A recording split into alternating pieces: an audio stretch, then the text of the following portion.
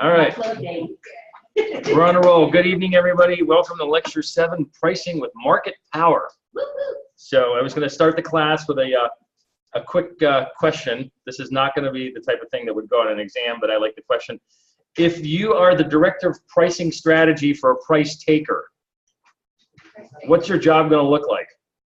For a price taker, none, because that's it. Market, they have to take market. Exactly. So that was your quick review for the night. If you are a price taker, you got to take the market price. There's nothing you can do. So what we're seeing today, what we're looking at today, applies exclusively to price searchers. And of course, if you're a price taker, you don't have any market power. The market has power over you because you're so small. So tonight we're going to look at price searchers. So I'm going to talk for a few more moments of introduction, and then I'll check in on the online people to see if there's any chat or any technical difficulty. The first thing I wanted to say is, in case there were any doubts, I'm a big nerd. I love pricing strategy. It's kind of fun, actually.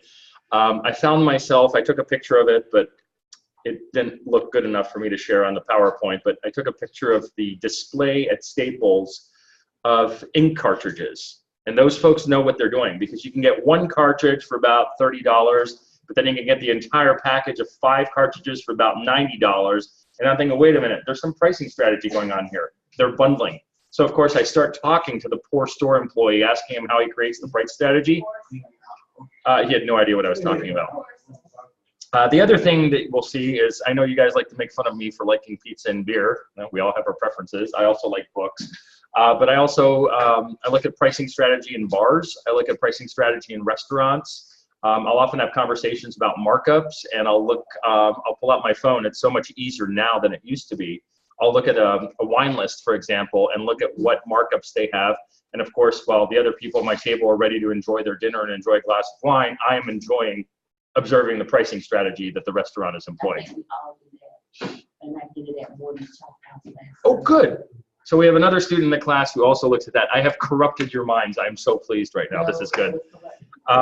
Let me check in with the online folks to see if there's, okay, there doesn't seem to be any problem. Good, good, good. Did any of you get a chance to look at the exam questions that I posted online? Yeah. Okay, so you don't have to look at them now, and here's the thing. As I mentioned in the introduction to those exam questions, I don't want surprises for the final exam. I love surprises otherwise. Surprises are fun, yay, but not for an exam. So the idea is that you've got the questions ahead of time. We still have, this is lecture 7, so it's week 8 of the semester. We've still got almost 2 months of semester. There will be other questions on that list from other material. I'll take some off, I'll add some, I'll fine tune them. But you at least now have a basic idea of the kind of stuff that I'm gonna ask for. So I think what I'm going to do, and I need to check the details, so don't hold me to anything I'm saying right now, but I think what I'm gonna do is check what we put in the syllabus and make the exam. I think it'll be available all day that day, but then you'll have something like 3 hours to complete it. It's an open book exam, so you're welcome to write the questions ahead of time. You're welcome to have an outline ahead of time. You're welcome to bring your book. I'm not testing you on the spot. I'm testing you on your synthesis of everything throughout the semester. You can come to me with questions. I'll look at your answers and tell you if you're headed in the right direction. Yes. When I was looking at the exam, was it 2 pages for the entirety? 2 pages per question. Per question. 2 and 2. Yep. So that should be enough space for you to express your thoughts while at the same time having some writing discipline. As a sidebar note, apparently some CEOs have particular requirements, so they won't read more than a page. They're too busy. You summarize it for them into a page, and then you can attach the document. You may have had this with commanding officers or CEOs or whatnot in the past. And then some bosses, for example, the Secretary of State, right after when I was there, I have a friend who worked as a special assistant to the Secretary of State in Washington, D.C., wanted all of her briefings on 3x5 or 5x7 note cards. Annoying to prepare? Yes, but that's not the point. That's what the boss wants, so you deliver what the boss wants. I'm going to check in one more time on the, whoa, that's not what I wanted to do. Good. Check in on the chat. Okay, so everything seems to be okay. So tonight, we're going to continue with our journey with market power. And let's see. We've looked at market structure. And it comes down really to the simple question, are you a price taker or are you a price searcher? This is important for you to know as a manager because, as I pointed out earlier, if you're a price taker and you start messing around and try to set prices strategically, you're going to go out of business pretty quickly. You do not have the market power to set the price if you are a price taker. Only price searchers can do this. So we're going to look at a little bit more of the detail. What's so cool about being a price searcher? Well, you get to search for the price, but it's better than that because we'll see that price searchers can set the price that they want based on the demand that they face, but there's more to it than that. Specifically, there's going to be times where price searchers face different demands. Different people have different intensities of preference. So the price searchers can do what's called market segmentation. They break down the market into the inelastic people and the elastic people and change the price accordingly. As I was talking about with staples and ink cartridges, we'll see that the price on something is not always the same. A cartridge will cost one price if it's alone and another price if it has 4 different ones. There are other examples of this. So I'm entirely too young to be that old man sitting on the lawn with my hose telling the kids to get off my lawn. But when I go to movie theaters and I see that I have to pay full price and kids get to pay half price, if I weren't an economist, not an economist, I would be upset. I want kids to pay more because they're louder. That's just me being grumpy. But there's a reason why movie theaters charge less for kids and more for adults. And you'll see, instead of just having an entrance price, and in fact, I would like you to do this, whether you do so formally in preparation for an exam question on price strategy or informally, as you mentioned that you do, I would like you to keep an eye open the next time you're out at a business to see how they differentiate. Kids menu, for example. That's an example right there. Sometimes I'll have 4 or 5 different menus: in-state, out-of-state, former military, under the age of 18, over the age of 65, senior citizens, all sorts of different prices that you can have. Military, former military. And so that's something to keep in mind is why is that business doing that and how is it able to do that? And that's going to be one important thing for you to think about when you are working as managers, what the price is going to be. Now, if you're a price taker, that's going to be the easiest job in the world, right? Take the price, done. Price searchers are going to have more to think about. So the goals for tonight, we're looking for insights. There's actually an entire course in economics called price theory. Intermediate microeconomics, which is the 2nd year course, intermediate, so it's typically what juniors will take, is actually called price theory. So you'll spend an entire semester looking at some of the things we've looked at, the utility curves and the isocost and isoquant, actually use calculus based on equations to look at what you're doing. You will spend an entire semester on price. In this class, we have 1 lecture on price. The second thing is your mission, should you choose to accept it, is number 1, learn the insights. This is a class tonight about insights and application. My goal tonight is not to make you calculus-based experts of taking equations and data sets. However, you should know where to find the equations if you ever need them. So I want you to walk away from this class, learning goal, I want you to walk away from this class aware of the different kinds of price strategies that can be used, aware of how you might want to implement them at some point. And if you find yourself in a general managerial position where you have people working for you, cranking out the numbers, let them crank the numbers for you. If you love the numbers and you love the data analytics class here and you want to be the one crunching the numbers, keep this textbook, go back and look at some of the equations and some of the things you can actually study. Go back with your econometrics, computers, data sets, etc. But that's only if you're in a position to do that. The goal here for this class, for the purposes of managerial economics, is to think about what strategies are available and how you might use them as a manager. So I've divided the lecture tonight into 6 parts. Parts 2 through 5 are really the important ones, or really 3 through 5, because 1 is background, 2 is just going to be a brief commentary on setting the same price for every unit. That's the kind of stuff we looked at last week. That's easy. 3, 4, 5 are the strategic ones. So if you are a price searcher and you're able to analyze your market, you might be able to have a price strategy and sell more and make more, even if everybody has the same demand, homogeneous demand. Everybody's got the same demand. On the other hand, point number 4, if you are able to segment the market into different segments, 18 to 65, under 18, over 65, and there are many more subtle ways of doing it.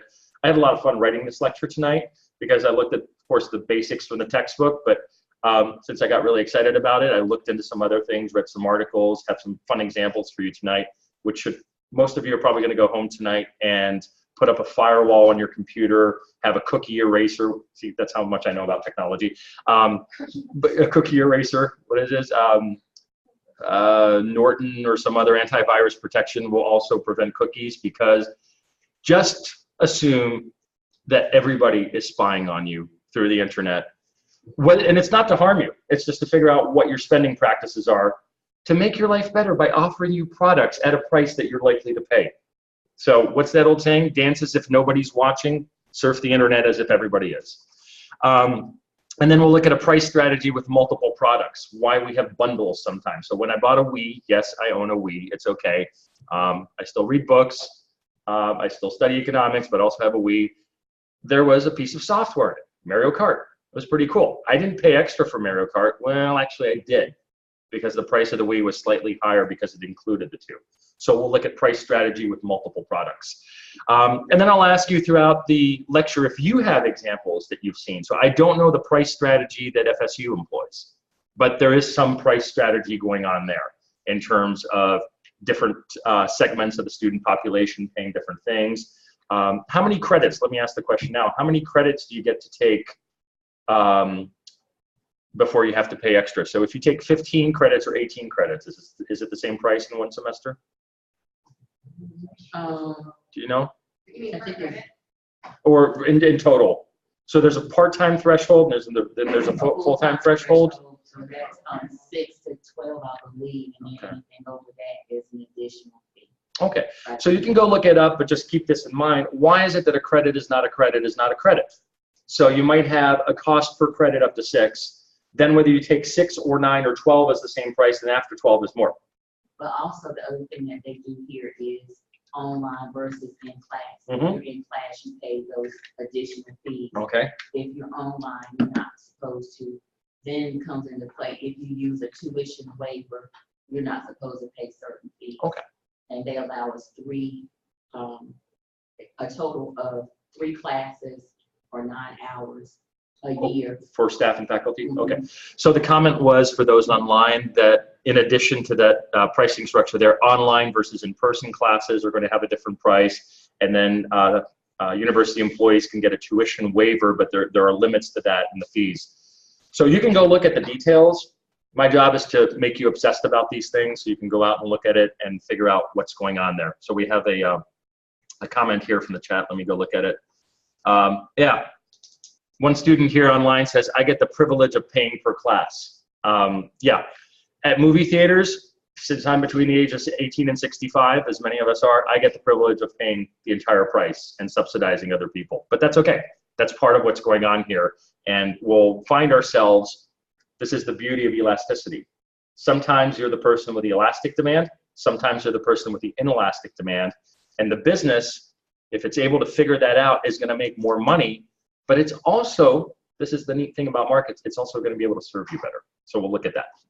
So if we move on here, the firm's objectives, of course, are profit maximization. And I have here a reminder, I already discussed it, but for those of you who just want to go look at the PowerPoint, price takers have to take the market price. Price searchers can set the price, and they also have to have a distinct product that makes them a price searcher and face a downward sloping demand curve. So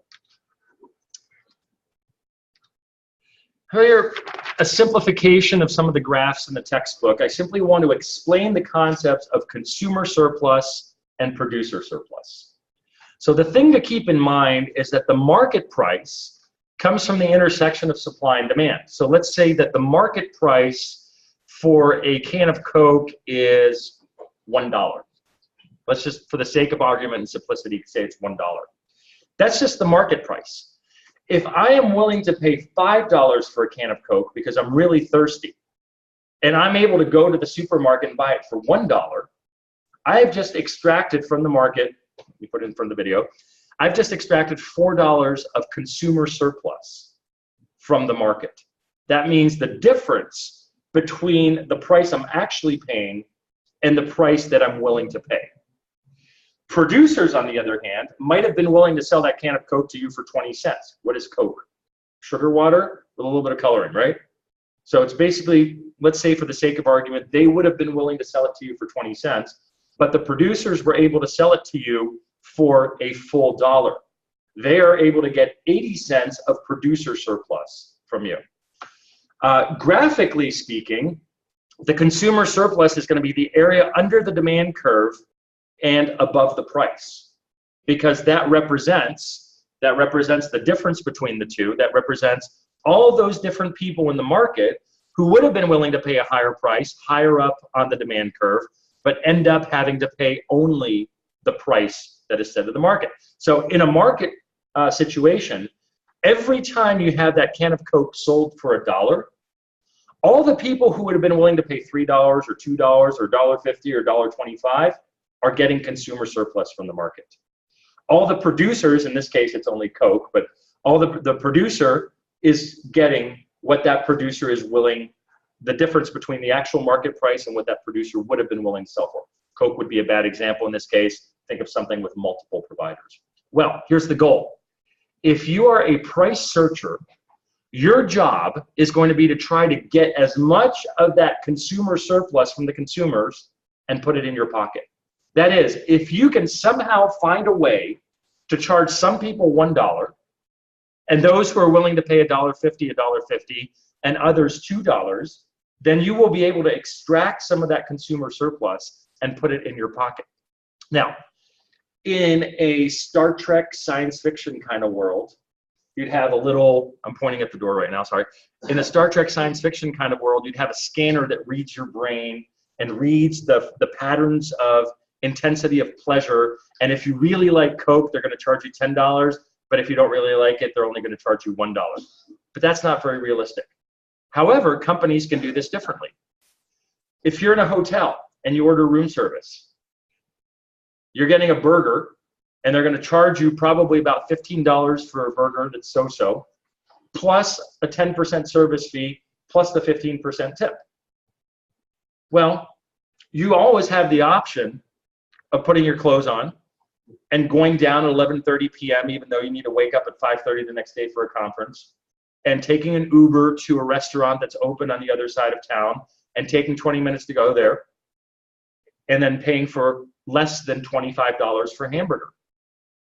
But the hotel knows that if it's after 11 o'clock at night and you're in that hotel room in a business area where restaurants are going to be closed, you're going to have a very inelastic demand. What is more, who tends to be in hotels at 11 o'clock at night in business areas? What kind of person? Business people. And business people tend to have expense accounts. So they're going to be a little bit less worried. If you're traveling on your own for pleasure, you might be worried that if you pay $25 for a hamburger, that's $4 out of Johnny's braces fund. On the other hand, if you're on a business account, you're going to tend to be less worried about it and have a less elastic demand. So in this case, we'll see in very general terms, the price searcher is going to try to extract consumer surplus from the consumers simply by charging people closer to what they're actually willing to pay. There are no Star Trek magic scanners, or are there? We'll see that at the end of the lecture. But generally, what businesses are going to try to do is try to identify different groups of consumers to try to see what they can do about that. Yes? I always wondered about that because, in some of the other classes we have, we look at if you lower the price, then you'll have more people that want it, right? Mm-hmm. So, like, when it comes to room service, I mean, it would make sense, right, if they lowered it? Because people have two options. Yeah, I could charge it to my expense account, or it could just completely deter me because they don't want $24. So the question that was asked was, typically if you lower prices, you're going to increase the quantity sold, and then so you can sell to more people. I'm going to address that question in slide number 8, but since you asked it now, it depends on the kind of person.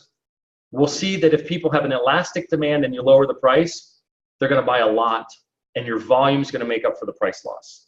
If people have an inelastic demand, you raise up the price, and the higher price is going to make up for the volume loss. So the answer is, like any good economist would say, it depends, but we'll get to that. It's a necessity, so they know that problem. Food's a necessity. Food in hotels at 11 o'clock at night is not so much a necessity as a convenience. You could always go to the snack machine and make, we've all done this at some point, right? The gourmet $5 dinner. What's that, sorry? Or have a delivery service, exactly.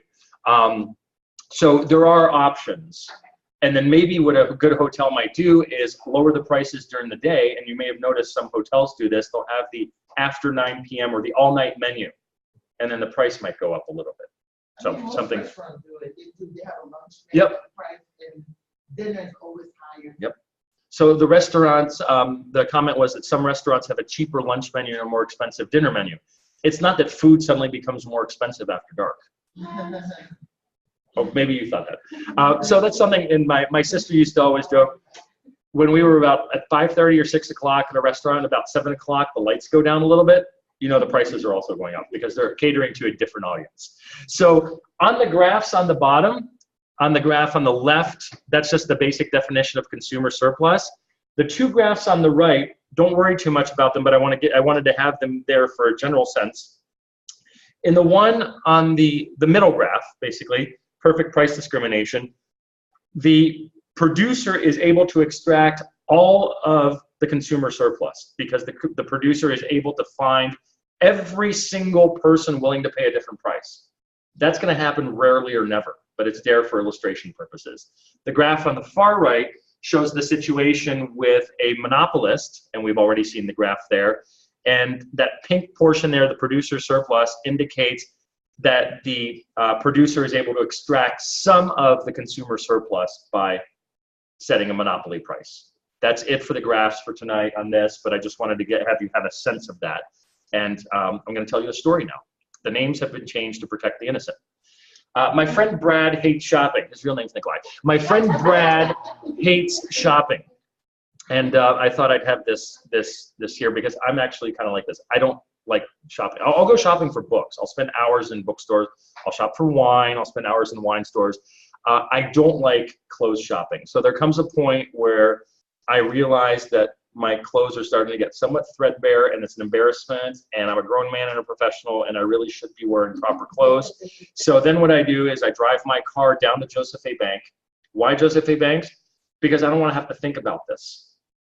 I don't want to do research. I don't want to go to multiple stores, and I don't want to spend a lot of time with people buying clothes. So I double park in front of the store, and I walk in, and I know my size because I've been shopping there for 15 years, and I grab 3 pairs of khakis, and I know exactly the kind I want, and I grab 3 pairs of 3 or 4 shirts, and then I pay, and I walk out, and I drive away even before the next car behind me has pulled up.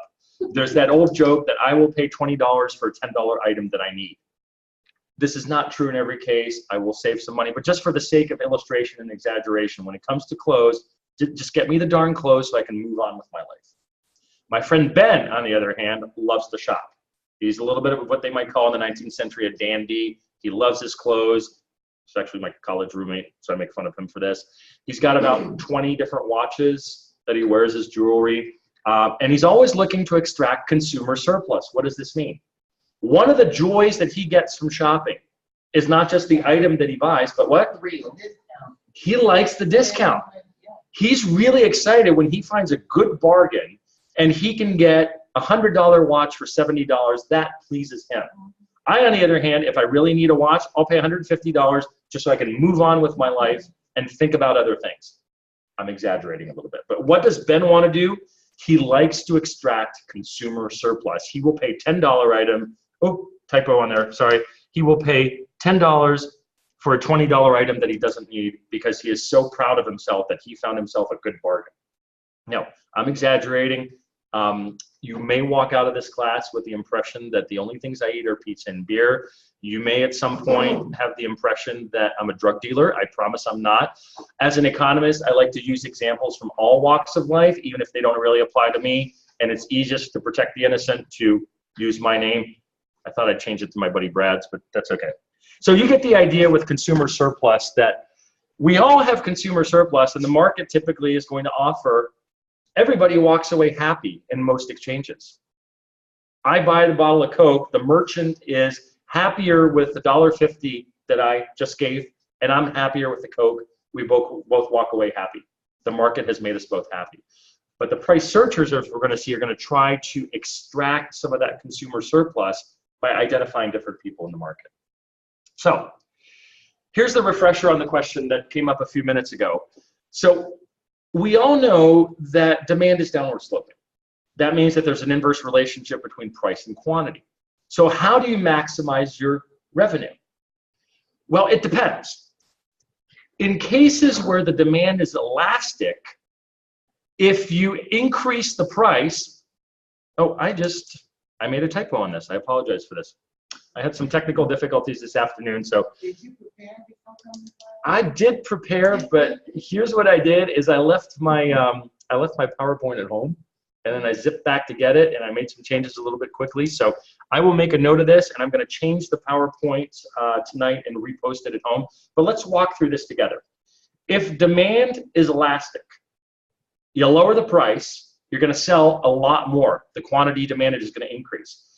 The increase in quantity sold is going to compensate for the lower price per unit, and your revenue is going to grow up. On the other hand, for inelastic demand, if you raise the price, a few people are going to leave the market, but most people are going to stay in the market because their demand is inelastic. The increased price per unit sold is going to compensate for the slightly smaller quantity, so you are going to increase your revenue. So just keep in mind, what should you do? This is correct. Lower the price for elastic consumers and raise the price for inelastic consumers. Well, we'll come back to this in a second, but I'll just use the example for this right now. I like to look at wine lists. As I may have told you, I'm a wine aficionado, a little bit of a wine snob. I'm going to get some formal training, blah, blah, blah. Very often, I'll look at the wine by the glass in a restaurant, and they have maybe 6 or 8 or 10, and they're generally not that good, but they're pretty cheaply priced. Then if you start looking at the bottles of wine, they've got a 20, 30, sometimes 50% markup. And the problem I have, which is not a problem, this is a decision that I've made, and I'll save up my money for this. I'll look at the wine by the glass, thinking, I don't really feel like that. Oh, this is a nice bottle. And I'll think about it. Yeah, it's a $30 bottle that they're selling for $55 tonight. Oh, it's a good wine. I'll go ahead and do it. What are they doing? Segmenting the market. They have found that with the bottles, typically the people who are going to be looking for bottles are the people with the more inelastic demand, whether it's because of intensity of preference or whether it's because of income. So they can raise the prices more. They're going to sell fewer of those bottles, but each one of those bottles is going to have such a markup that they're going to make up for it. On the other hand, by the glass, I don't think they're not selling at a loss, but they're not making very much money on each glass because they're lowering the price so much to make it like a glass of wine versus a beer versus a Coke. But they're going to sell so much more that that's going to increase their total revenue. So ignore the top part of this slide with my apologies. I will.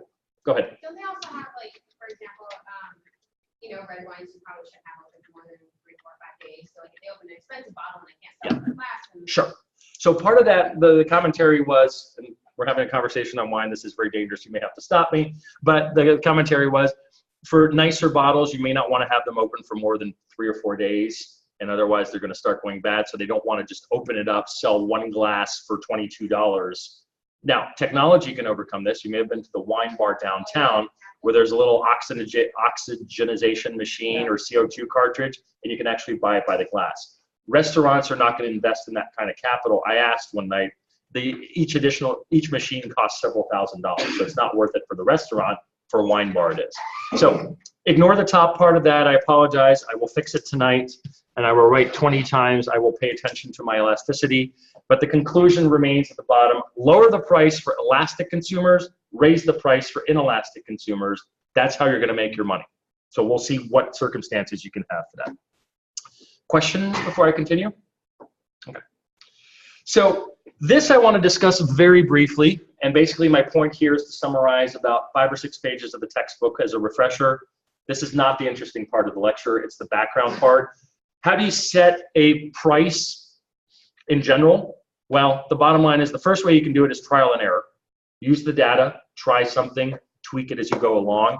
And then the second way really is called cost plus pricing, which is basically you look at your average total cost and you try to estimate the elasticity to set your margin on sales. So you're going to try to add to the average total cost to have a lower margin for price elastic goods, because you don't want people leaving the market, and a higher margin, you'll set the price slightly higher relative to your average total cost for inelastic goods, because people are more willing to pay for those.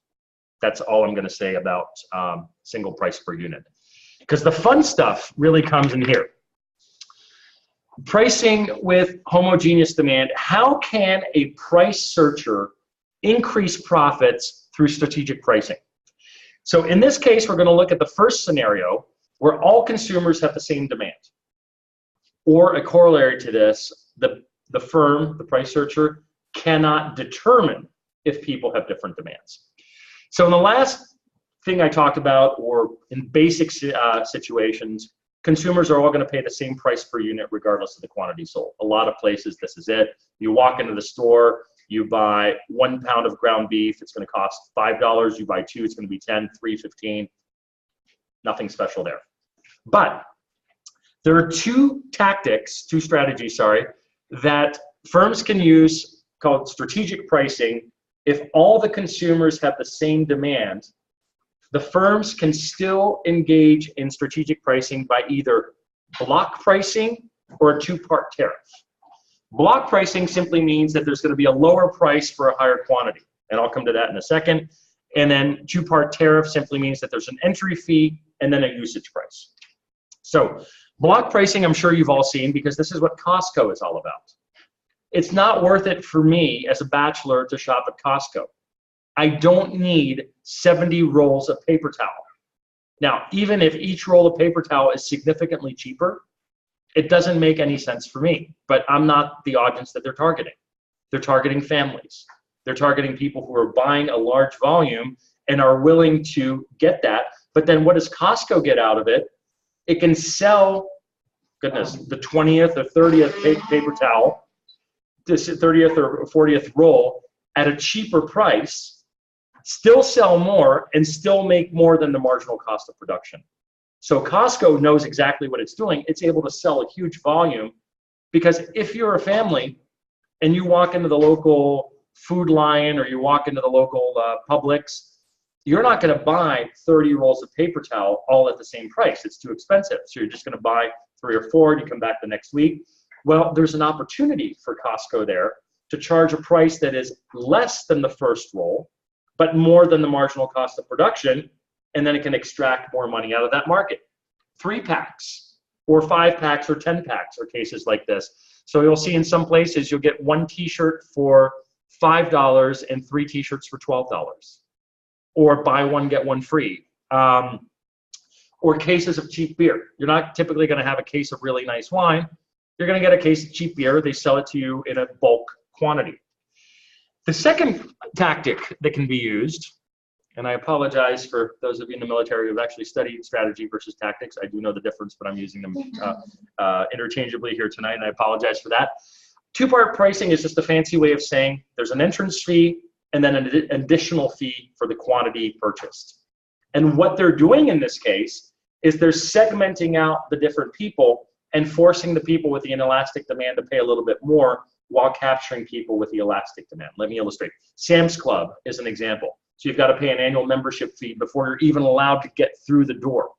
Well, what they're doing is they're bringing in part of their revenue, and I've got a silly numerical example next. They get part of their revenue just from the membership sales, and part of the revenue from the actual sales of goods.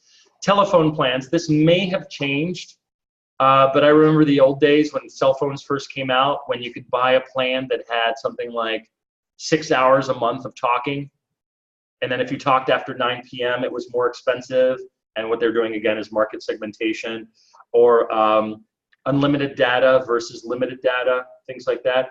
I've got a plan it's crazy. I pay $4 a month for international service, and they still charge, it's unlimited data internationally and $1 a minute for telephone calls. I don't make a whole lot of telephone calls when I'm overseas, but if I need to make a reservation or need to call a hotel or check back in at home if there's an emergency, I'm happy to do that, but they're charging me another 2-tier plan. Gyms sometimes will have this. You pay for the membership and then you get to pay extra if you want a trainer, but you don't have to. County fairs are another example. Disney used to have this. This I got from the textbook. The county fair I didn't. But Disney used to charge people an entrance fee, and then they used to charge people per ride. But Disney still does something similar. Any ideas? Anybody know? Passes. So that's basically the VIP. They're having a tier system where instead of allocation by waiting, so you go to Disney and you wait, yay, I just waited 45 minutes, you can pay an extra $50, $100. You know how much it is?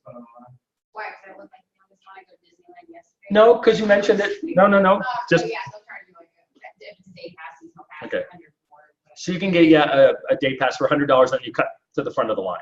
Now, in fact, I would like Starbucks to start doing this. Now, Starbucks is really smart. I'm sure they've thought about this, but I hate Starbucks between, hate is a strong word. I actively dislike Starbucks between 7 and 9 in the morning, around lunchtime, and again 4 to 6, because as an economist, I'm allergic to allocation by waiting. I think that's just an inefficient price mechanism. And I would be willing to go in, if I've got an early morning meeting, defined as anything before 10 o'clock, if I've got an early morning meeting, I don't want to wait 10 minutes in line at Starbucks. I would rather go to the separate line, pay an extra $10 for my drink, and get out of there. And I'll do that once every other month. I'm sure Starbucks has thought about this because they're smart. The app thing where you can place your order and it's ready when you get there. I should look into that. I see, but what they're doing is they're also dividing up the market into tech-savvy people and non-tech-savvy people. Okay. But that makes sense. Thank you. I appreciate so the question was whether I use my app to order Starbucks drinks ahead of time. See, I don't go to Starbucks that often, so I never think of this. I don't have it loaded on my phone, etc. But that's a good thing to think about. Yes. Okay. So the question for later. So here's an example. There's a lot of wording here, and I made up all the numbers, but let's say for the sake of argument that there's an amusement park and it already knows that it's got 2 groups of 100 potential customers. And you'll notice that I'm going to have to reorder this because we have a heterogeneous demand, but it gives you a sense of what's going on here. One group, 100 people, are willing to pay $5 total, period, for the day. That's their budget. The other group wants 10 rides, regardless of the price. This is their big outing every year. They love the rides within reason, not for $10,000 a ride, but they're going to go get their money's worth. They want 10 rides. So one way that the park could charge people, the amusement park, is charge $1 per ride.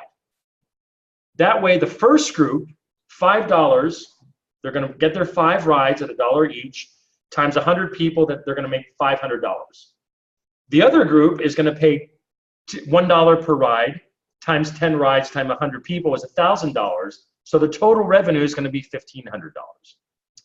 An alternate way of doing things is that the amusement park could charge a flat fee and just say, listen, everybody pays $10 to go in, unlimited rides. Well, half the crowd's not even going to show up. The 100 people who are only willing to pay $5 are going to stay at home that day. And the other 100 people who want their 10 rides are going to go in. They're going to pay $10 each for a total of $1,000, and the amusement park makes $1,000. But there's a third way that the amusement park could do things. It could charge a $3 flat fee for everybody going in. That way, the people who are in the elastic group, they're going to pay their $3 flat fee and get 2 rides each for $5 total. So they're going to pay $500 total. But the people in the inelastic group are going to pay their $3. They're still going to get 10 rides. And they're going to pay extra for that. So in this scenario, they're going to get their 10 rides at $2 a ride times 100 people. That's going to be $2,300. So what the amusement park had done in this really silly example, because I don't know what amusement park is going to last very long with 200 people attending, but just to give you a sense of different pricing structures. So if you find yourself as a manager in that kind of situation, you're going to want to think to yourself, do I charge an entrance fee? Do I charge a per unit fee? Do I do a combination of the 2? And in both cases, you could lose some people, but you could also encourage some people to spend more. What are you doing in this case? You're encouraging the people with the inelastic demand to pay more. And they're happy because they want their 10 rides. And you're happy because you've just increased your revenue. And Of course, in a case like that, at $3, you might actually get some more people who just pay $3 and then don't go on any rides, just walk around and look. So bars will sometimes have this when they have a live band. So you've got a $10 cover charge, and then they'll charge you per drink. Or you could have $50 open bar. But these are the kinds of different situations that you can look at. So this two-part pricing, I was so happy with myself. I came up with a brilliant example over the weekend, and it's segmented demand. But the principle applies. You could also do it like, depending on season, like some season, Mm-hmm. you have, they say like summertime, Oh, yeah. there's a lot of people Yep. and tourists and blah, Oh, blah, yeah. blah. And versus just regular, you could Mhm. lower. You could- Yeah. So the comment was that you can also look at seasons, and yes, seasons are one way of looking at demand. So you can get some super cheap flights, for example, to Europe. Don't go at Christmas time. Don't go in the summertime. But if you go maybe around October, November, right about now, they're going to be cheaper because the airlines are trying to sell more tickets. Same thing, if you're willing to do it, you might want to go to Florida in the summertime rather than the wintertime. That's the opposite. In the summertime, it's too hot. It's unpleasant. In the wintertime, people are trying to escape. So when I lived down in Florida, there were typically two menus. They called it the season menu and the non-season menu. Prices would go up around November because there would be a surge of rich old people from the north coming down. And you can, if there's a place you want to see, you could do that. So one way to see European capitals, for example, is to go when nobody else is going. The weather might be awful, but then there are no lines. You go to the museums, everything's cheaper because there are fewer people there, and the businesses know that. Good, thank you. So now we're going to jump to the second scenario. So we saw firms can charge the same price for every unit. Firms can engage in block pricing or two-part pricing if the demand's the same. This is the fun part. When the firms can find that different groups of consumers have different elasticities of demand. And then what they're going to do, back to where we were, they're going to try to lower the price to bring in more people with elastic demand and sell a lot more to them. And they're selling so much that the slightly lower price doesn't matter. And they're also going to try to find the people who are willing to pay more and increase the price for them. So different people have different elasticities, business travelers and tourists. And we'll come back to that in a few moments. But business travelers and tourists are going to have different considerations. One of them is called weekends. Business travelers who have been on the road all week do not want to spend their weekend on the road. And the airlines know this, and we'll come back to that in a moment. Students versus working professionals. So different prices are going to apply in different circumstances. The pricing, the consumption decisions that I made in college were different from the consumption decisions I made after college in terms of walking or driving an extra 10 minutes to find a bargain. In terms of early bird specials are an example of this, where old people, let's just say old people, because where I was in Florida, we 90-year-olds with the blue hair barely sticking over the steering wheel of the Cadillac. They're willing to eat at 5 p.m. Most people have jobs. If they're under the age of 65, they've got jobs, they can't go eat at the time. So what the restaurants are trying to do is bring in the old people before 5 o'clock, before 5:30, charge them less, get them out the door, and then raise the prices for other people. Rich versus poor, and we'll come back to this. If businesses can sort of figure out what kind of demographic you're in, they'll try to use the price. Tech geeks and first adopters versus most grandparents. A friend of mine was telling me recently, a friend of mine is married to a Russian woman, and they like to Skype with her mom who lives in Moscow, but they have to send instructions every time, including instructions that you have to plug in the computer. You have to turn the computer on. Yeah, that's good. Then you have to click on this button, and she needs to be walked through it every step of the way. Then you take the other extreme, who's a friend of mine who's a professor of management up in Philadelphia. He won't quite stand in line when the new Apple iPhone comes out, but he'll buy one within a week. He's a tech geek. He reads the tech magazines. He buys a new computer every year. He's built computers that put together from the different parts. He is going to have a very different response to prices than a grandparent who's saying, well, I just want to buy a cell phone so I can talk to my grandkids. That's going to be cheaper. I mean, that's going to be a different pricing structure than it's going to be for somebody who's looking at it and saying, so how many gigs of power does this have, et cetera. Gigs of power. I just made that up. See, just making sure that you're paying attention. Somebody made fun of me for saying gigs of power. In this case, the firm can engage in what is called price discrimination. And I'll list the conditions and then I have a caveat for you. The first thing is the firm charges different prices to consumers with different elasticities. The higher price increases the total revenue from the inelastic group, even though the quantity is lower, the price per unit sold is higher. The higher quantity increases the total revenue from the elastic group, and the firm has to be able to prevent the resale. So why does this matter? Simple example. I could pay a kid who's loitering in front of the movie theater. I give him 50 cents to go buy a kid's movie admission fee for me, and then I go in. But the problem is the person sitting there, I'm just going to call it a bouncer, but they don't have bouncers at movie theaters. The ticket attendant or the cashier is able to see that I'm not under the age of 12 and can prevent me from entering.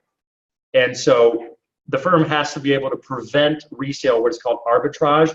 Cigarettes are another example. Cigarettes are going to have a very different price state by state.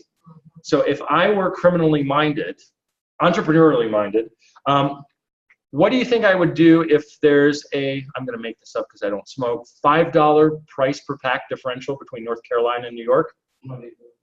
I'm going to rent a U-Haul truck and I'm going to pack it full of cigarettes in North Carolina, drive it 10 hours up to New York and sell them. Now, of course, it's illegal. But maybe what I could do is pack cigarettes in the front and then pack toys in the back, but anyway, this is done. Even if you get it in, there's a stamp. Yep. That shows the state. Oh yeah. And New York police do not take kindly to people who sell, but that's the whole thing. What they're trying to do is New York is trying to extract the tax from that, preventing the resale. So companies are going to do the same thing, not quite as badly, but airlines will ask you for your ID. Security, yeah, but they're also making sure that you didn't have somebody else buy the ticket for you. And we'll come back to that. So those are the conditions. I want to stop briefly and talk a cautionary note. We're talking about price discrimination. It has nothing to do with bad discrimination, like racial or sexual discrimination. This is economic discrimination. Unfortunately, sometimes you get a technical word in economics that has a different meaning from everyday life. So we're not talking about racial discrimination, gender bias, etc. What's that, Ty? Negative connotations. This is simply if you think somebody has a discriminating palate, somebody who likes good food, or a machine that discriminates between good and bad inputs. In that case, we say that a company is simply discriminating amongst different groups of consumers. So you could have racial discrimination also. There's a borderline case. Some supermarkets will put produce in richer areas of town for about 3 days, and then they'll pack it up on a truck and sell it again at poorer areas of town. Is that income discrimination? Yeah, in strict economic terms, the wealthier areas of town are not going to be willing. They're going to have a more inelastic demand. They're not going to want 3-day-old fruit and vegetables. You could also look at it as, well, there's a segment of the population that's willing to buy 3-day-old fruit and vegetables. It's better than throwing it out. So what's the market doing? It's offering 2 tiers there. So price discrimination simply means that a business is charging different prices to different groups according to elasticity of demand. That's all price discrimination is. Let me check the time because I'm getting excited here and I don't want to keep this too long. 6:50, so we're in good shape. Okay. So there are 4 categories of price discrimination. These are simply ways of doing things. If you look at the old textbooks, now I have to pause for a second. Why would you look at an old textbook? I don't know, but maybe you have friends who took the class, or maybe you took a micro class from an old school professor. These used to be called 1st degree, 2nd degree, 3rd degree. If you ever bump into that, I think there's a footnote in the textbook. Think of it simply as group pricing, menu pricing, coupons and rebates, and personalized pricing. So those are the 4 categories. Group pricing, this is the simple basic one. If a business can isolate characteristics of a group, I've talked about it briefly, but now I want to come back to it in detail. Age, income, time of purchase, etc. They can charge a higher price to more inelastic groups who are willing to pay that price, and then the price stays lower or is even lowered for the elastic group. So individual versus commercial. Education is one way of doing that. So one thing that universities do is they will have an advertised price, but then they'll have scholarships, need-based scholarships available. So what are they doing? They're lowering the price for lower income students who are going to have the more elastic demand. They're going to increase the number of lower income students who are willing to come in, and they're trying to make the higher income students pay the full price without a scholarship. Children and seniors, we've seen this in movie theaters. So what are the movie theaters doing? Children don't take up half a seat, they take up a full seat. But what the movie theaters are trying to do is they're lowering the price for the kids, so the parents bring their kids with them, and it costs very little, unless it's a sold out movie. It costs very little to have 1 or 2 or 10 or 20 extra kids in the movie theater, because the price is basically comes from showing the movie, not from having people sit. It doesn't cost the movie theater extra to have somebody sitting in the seat. So they're trying to expand the number of people who are coming in, even if they're paying half price. Second thing is, what do kids typically do when they see a candy counter, a candy station? They want the candy. They point at the candy. And so the movie theaters, even though they're not selling the ticket for as much as they could, they're selling a lot more, bringing more people in.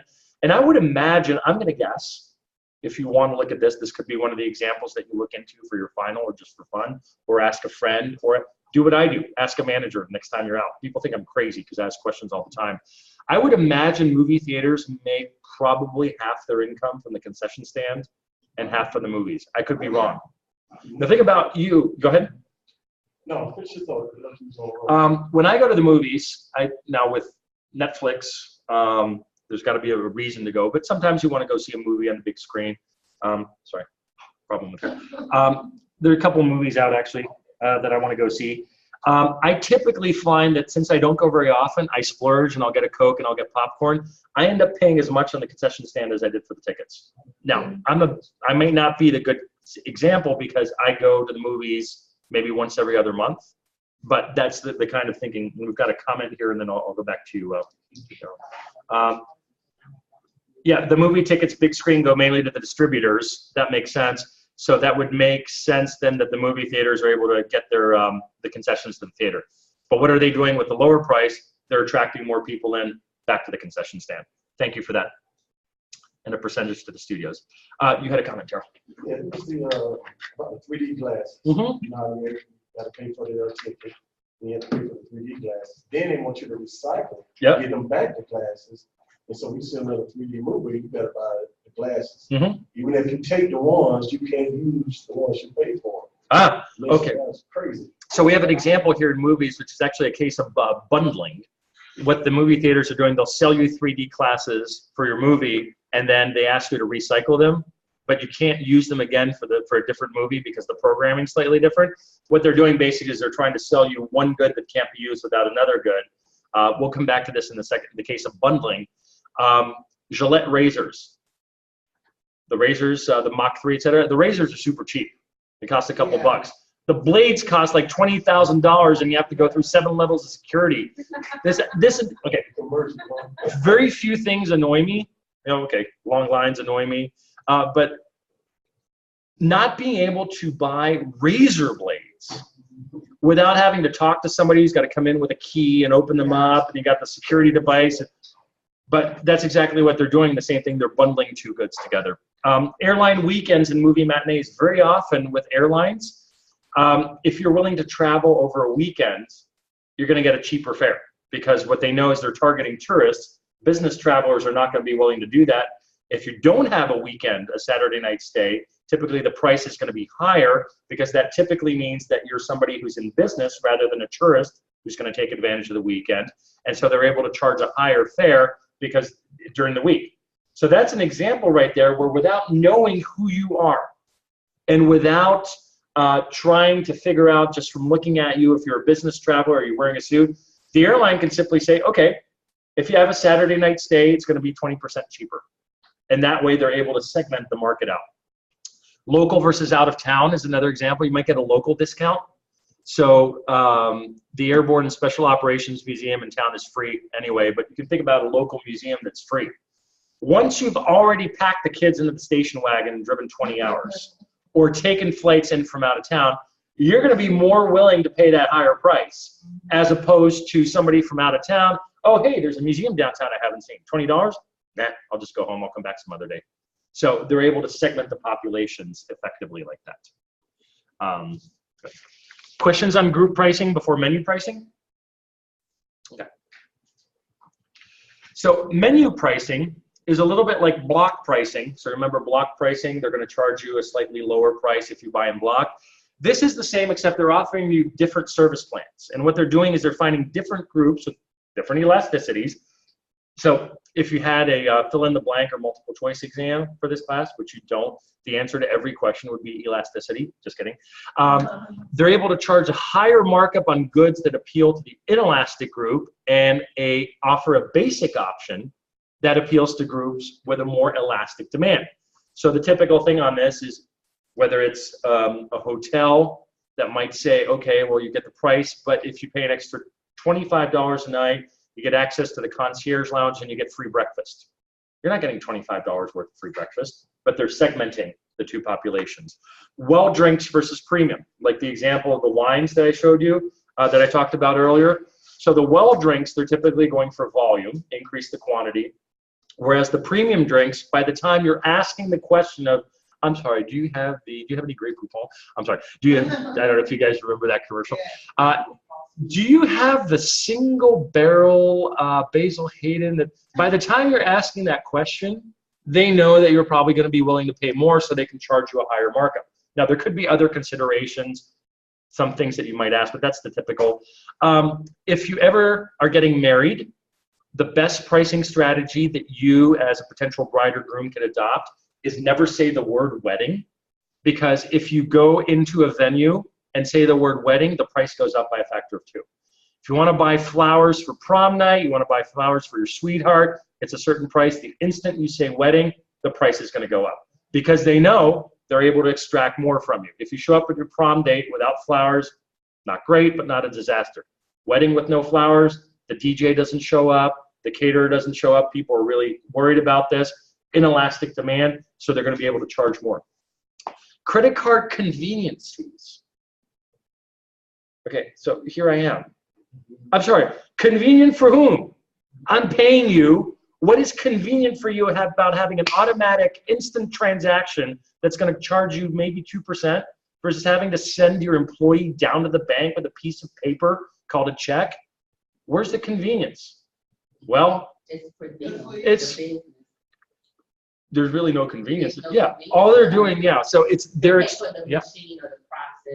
The process does cost. Typically, it's about 2%. But I would be curious to know what is the employee time of stamping the back of the check and logging the check versus having that done, sending the employee to the bank in the middle of the day. Go ahead. I could take a shot. Convenience for you not to utilize the money right there. Yeah. So using somebody yes. Money and then pay later. That's the convenience is for the consumer, of course. You can pay, you can be at home in your bunny slippers and you pay, click, click, click. But also, what are they doing? They figure typically people with a credit card are going to have more inelastic demand for one of 2 reasons. Why might you have a more inelastic demand?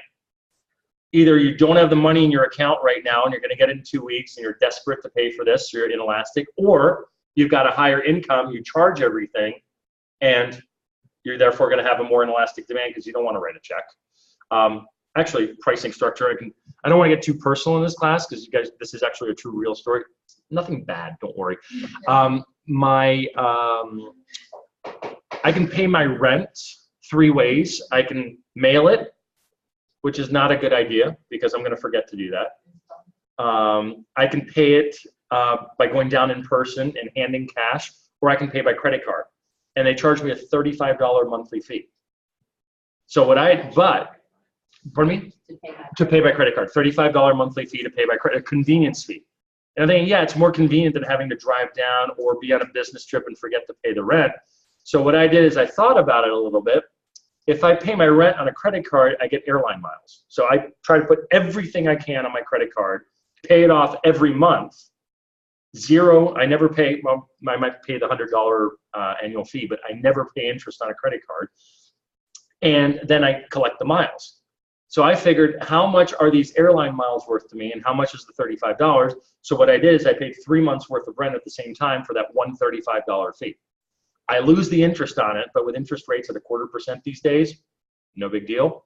But since I'm in the position to be able to do that, I'm basically buying 3 months worth of airline miles for $10 a month. Suddenly it's worth it for me. Haha, take that convenience fee. And then here's another one, all-inclusive resorts that have a pay restaurant. So you go to the all-inclusive resort and you're already paying a lot of money.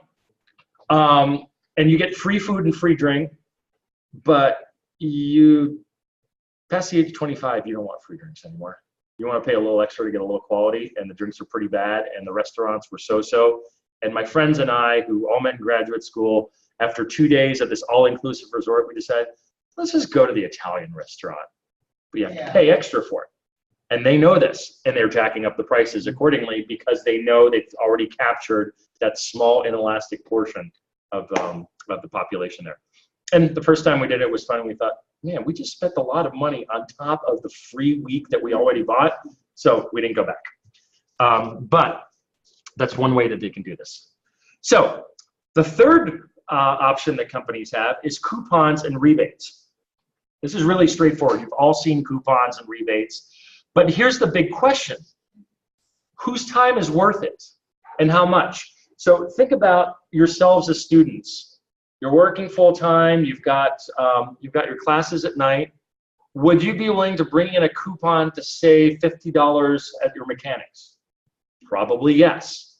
Would you be willing to spend an hour clipping newspapers so you can save $7 at the grocery store? Probably not.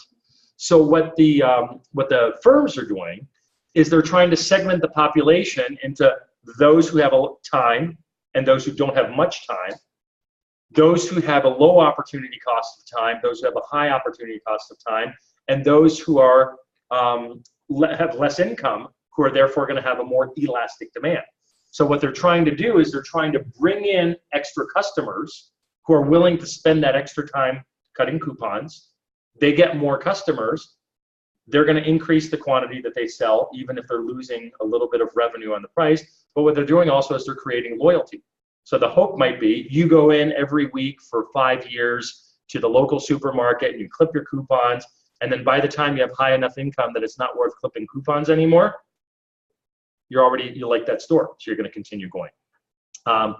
The other thing is a lot of people won't do this. Okay, this is the night of annoyances. What's that, sorry? Rebates.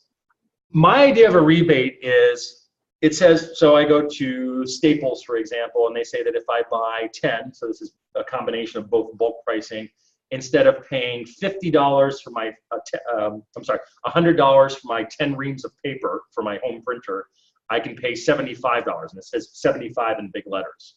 And then in really, really small letters that take a microscope, it says, after, debit card after mail-in rebate. That's a lot less fun, because I would prefer to go up, pay my $75 and go home. Instead, I pay $100 and they give me 2 copies of the receipt and they give me instructions. Sometimes it's on the website. It used to be you had to cut out the proof of purchase and staple it onto the receipt and mail it, and then 6 weeks later, what do? You get a debit card, $25 debit card. To use it in the store? To use it in any store you want. But still, $25 is nice, but I'm going to forget to take the debit card with me. So what I would usually do is I would leave it in the glove box of my car to buy gas, but then I usually I fill up the tank, it's $19, I've got $6 on the card. What am I going to do with $6? I guess I'll get $6 and then swipe again. So I will go through with this, but a lot of people will simply lose the rebate card and never cash it in. And again, there's a market segmentation there. The loss, the exact balance. So things to think about if you're pricing and using rebates. That's a good way to do it because you're going to attract more customers. You're going to sell more in the elastic portion, and the inelastic portion is probably going to go for the rebate and simply lose the card. So it's, what's that, sorry? Yeah, so the comment was, yes, that's what they want. Mm-hmm. Yes, you mean, Daryl? The example that you gave, Mm-hmm. so quick. when you talked about, you buy the package deal, Yeah. and sometimes they say, like, when my children were small, the breakfast is included, but who's gonna wake up, the time constraint. Oh, yeah. It's like from this time to that time. Mhm. Trying to get 3 kids ready and to Yep. make it, sometimes Mhm. they're not waking up, they're not cooperating, so you miss that, and you go outside and pay for breakfast, although you're already. Yep. It was covered in the whatever, so you know, you gotta keep, oh, what time is it? 2 o'clock, you gotta run and go eat, I mean. So the comment was a lot of times, for example, you'll get a free breakfast thrown into a hotel room, but it's a constrained time, so people, especially with kids, won't have time. There could be just dishonesty on the part of the business, but it could also be honesty. It could be simply, okay, listen, you get free breakfast, but it's only between 7 a.m. and 9 a.m. They're also segmenting the elastic versus the inelastic population. So when you're trying to get 3 kids out the door, even though kids cost money, you're probably thinking to yourself, is it worth ruining the vacation to try to get the kids out the door? Do I just want to pay $8 per person for breakfast next door? Again, market segmentation. Good example. Thank you. Daryl? Yeah, I was gonna come in on the rebate, you know, like Derek was saying, it's a setup. I see that with coupons as well. Sometimes it's a coupon, but it makes you buy a higher brand. Yep. Cheese like Borders or whatever, instead of whatever. Yep. The store bought. Yep. Cheese or whatever. And you know, that just brings in more revenue for the people. And then like your Finn brand or whatever that guy that you was had on the slides earlier, just because you're getting a deal, people will will gravitate to getting that deal for no reason. You feel good, but it's like, you know what, you didn't even have to buy that. So it's just like buying something on sale. If it's $100 ordinary, you spend $50, like, wow, man, I got the price, but you said I only need it. Yeah. So if I didn't see that, I would have kept $50 in my pocket. So it's like, I guess what you were saying too, marketing. It's all twisted up in there too. So there's a huge element of marketing in this, and I'm going to summarize that comment, add a few things. So there could be deceitful advertising on coupons, but sometimes it's not deceitful, it's plainly there, but it's going to make you do something that you wouldn't otherwise do. So you get a coupon on a higher, more expensive product that you wouldn't have bought otherwise, and you're still going to end up paying more, but you feel good about yourself because you paid a little bit less on that. But that's, again, all part of the marketing. So and this is not an ethics class, but I'm going to encourage you to engage in honest, ethical business practices. This is my public service announcement for all of you. There's a lot you can do to nudge people in a certain direction while remaining perfectly honest. So you could say, for example, you could have a coupon on premium ice cream only. And you say specifically it's premium ice cream. What you're trying to do is 2 things. First of all, you're increasing the number of people buying the premium ice cream. The second thing you're doing is you're trying to create a loyalty. It's a marketing situation there.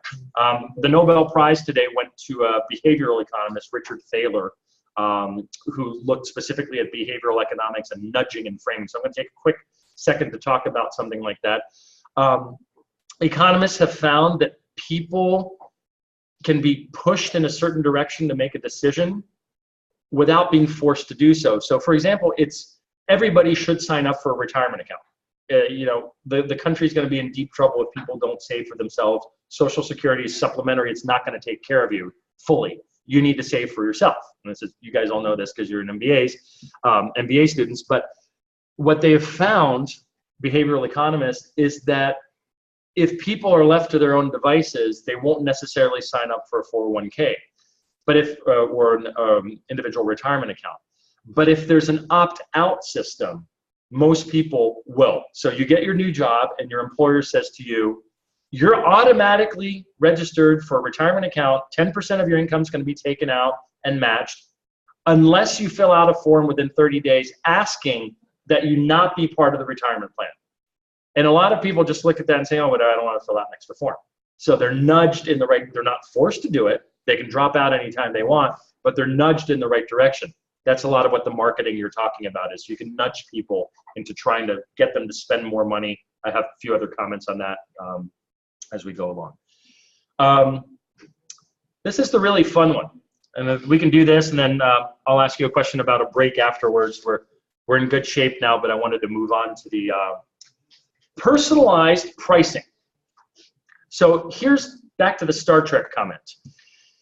The goal of a price searcher is to extract as much consumer surplus as possible from the consumers. So if you look at that demand curve, the demand curve is the collection of different quantities that different people are willing to buy at different prices. If I'm selling Coke, I would ideally like to be able to sell my Coke at $1 a bottle for anybody who wants to pay $1, $2 for anybody who wants to pay $2, $3 to anybody who's willing to pay $3, $5 for anybody who's willing to pay $5, and $10 for that outlier over there who loves Coke so much that he's willing to pay $10 for it. Now, this is called perfect price discrimination because you are extracting all of the consumer surplus. So even in a situation of movie theaters, you might be able to split the movie theaters down into 3 or 4 different audiences, adults and children and seniors. Matinees are typically cheaper because most people have jobs. This is a great thing. Yes, I have a job, but being a professor is like owning your own business. You have to work 80 hours a week, but you get to choose which 80 hours. So I can decide there's a new movie coming out. I'm going to save $5 by going to the matinee. I'm going at 2 o'clock in the afternoon, and I'm just going to work till 10 o'clock tonight. But that's only 2 or 3. In personalized pricing or perfect discrimination, the business is able to segment the entire consumer population. It used to be, and this is what is so cool, it used to be when I studied economics that people would talk about this and say, well, there's not really an example we can think of because you can't really do that because you don't know enough about people. Then they had this new neat thing called the internet, data mining, past purchases, cookies, demographics, clickstream. So here's some things, technology. Apparently some soda vending machines now have a thermometer installed, and as the temperature goes up, the price of the soda machine goes up. So on a 100-degree day, it's going to be more expensive than on a 60-degree day. How cool is that? Some providers are able to look at your IP address and figure out what zip code you live in, and based on that, is it an affluent zip code or is it a poor zip code? Can they charge you a higher price? So it would be a fun exercise if you guys want to do this, and you could, I don't know how the logistics would work if you want to do it for a grade, or you could just do it for fun at some point. Find 6 to 10 people in this class. Divide it up between iPhones, Androids, Apple computers, and desktop computers, or and PC computers. Divide it up between zip codes, and maybe even take one out to a different mall. Take your iPhone to a mall, have one person do it on campus, and at exactly the same time on Amazon, log in to buy the same thing. You decide what it is. I don't know what would be best. Maybe a pair of jeans or a T-shirt, something like that, and then log the price. My bet is that out of 10 people, you'll have at least 4 or 5 different prices, just because they're trying to figure out who's buying and what you're willing to pay for it. Are you serious? I believe I already gave before prior some examples, like in my neighborhood, the dollar stores I went to, the difference in prices. And I, like you, I asked, Yep. I said, why? She said it's because of the zip code. Mm-hmm. Rent costs, it costs more for them to rent a Yep. space in that area. So versus right That's there. like even Walmart. there's a couple different things there. So one is, of course, if you're in a store, I'll come back to these. There are a couple comments online, co-op advertising for racing down. There's a couple different instances. So if you could argue that you're actually buying a different product if you're buying a hamburger at 1 o'clock in the morning in a business hotel when everything's closed. That's not quite the same product as buying a hamburger in a mall where you have 7 or 12 different options. So likewise, if you go to a store that's in a higher rent area, they're apt to charge you more, not just because they have a higher expense, but because they know that in a higher rent area, wealthier people with more elastic demand are likely to come in.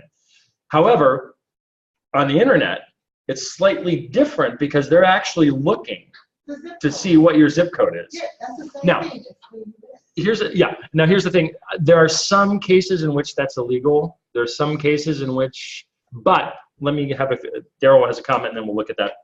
Yeah, I mean, like you said, however, it can work opposite. Sometimes lower rent or lower areas, they charge more, like convenience stores, even gas, just like getting gas on this side of town.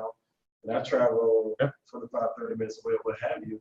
And I'm like, my God, same BP gas. And Yep. I know there's other factors, but Yep. I've witnessed it. Like, Sure. Yeah. even, but the biggest thing is like the doggone convenience stores. Wow. Local bread could be $3 around this Mhm. area, Yep. $2.50 around my area. So the comment here is on the different prices of different goods in different areas. Why is it that one gas station in one area has different price than a gas station in a different area, convenience stores versus grocery stores? So part of that is going to have to do with the cost, but they still have to be able to pass the cost on to the consumer. Just because you have a high cost doesn't mean that you're going to be able to pass it on to the consumer, but you can think about the convenience. So highways, for example, if you're driving on the highway and you pull off and you're trying to make it all the way to Kansas tonight, you're going to be willing to pay more for that gas right there on the side of the highway than driving a mile to get a bargain. Back to elasticity. Convenience stores, I've had a few instances, so it really depends what you're looking for. You could have a 7-Eleven next to a Food Line. You're running late to a meeting. You run into that convenience store, you pay $3, maybe not for a loaf of bread, you pay $3 for your Coke and a granola bar, and you're out of there within 30 seconds. The grocery store might not even have, now they do, but they might not even have the single packet of the granola bar. You might have to buy the entire box. You might have to stand in line behind people as you go through the entire big grocery store. So that's a segmentation also, but they're segmenting completely different audiences. So convenience store, what are you paying for? The convenience. And interestingly, this question, why is it called 7-Eleven? Makes no sense to us now, but imagine 1950s or so, I'm gonna guess, it could be earlier than that. Open at 7 and close at 11, which is more than 9 to 5. A few of you have lived in Germany, Europe. What were the store hours in Germany? Oh my God. 5 and 6 in the, yeah, early. 8 o'clock. Yeah. On Sundays. Closed on Sundays, closed 2 hours for lunch. In the US, what? You're not open till midnight? I'm taking my business somewhere else. I was like, this is the time we supposed to eat and you're Mhm. it leans worse. Yeah, you've got the diapers, mom and dad across the city. I'm like, my God. Oh, I was gonna say on his comment. Yep. I said maybe it's higher because the high risk. Mhm. Because they have to pay higher risk of Yep. death. Yep. They could shoot. Yep. You know, like people Yes. go to, I mean, all that Mhm. plays into it. So the comment there is that some stores might be in riskier areas. They have a higher risk of theft, higher insurance. They're going to have to charge more. The bottom line is still going to be elasticity. Because you could say, well, my store's really nice, so I'm going to charge you 10 times more. My store's risky. What is the consumer demand? What's the elasticity? Now, elasticity can come from two things, right? You could have a more inelastic demand because you're wealthier versus, No choice. or you could have an inelastic demand because you have no choice. So you might be stuck in an area where the closest grocery store is going to be 10 miles away. You're going to be willing to pay more. You're going to be willing to pay more if you're in an area that has that as an option. Yep. So let's continue here with, this is a good discussion. Thank you. I knew this would spark some fun examples. Pricing by zip code, not just in terms of affluence, but proximity of competition. So a store will look around and see, okay, so I'm selling Target, for example, selling electronics. If they're far from a Best Buy, they might have higher prices than if they're close to a Best Buy, and they're going to take that into account. Cell phone users can be charged more than desktop users when buying things on the internet. Now, are they is a separate question. There have been some legal cases about this, but think about why you might be charged more if you're using a cell phone versus a desktop computer. Harder to do research. It's harder to do research on your phone. Convenient. Convenience, you want to get it done now as opposed to going home and sitting down.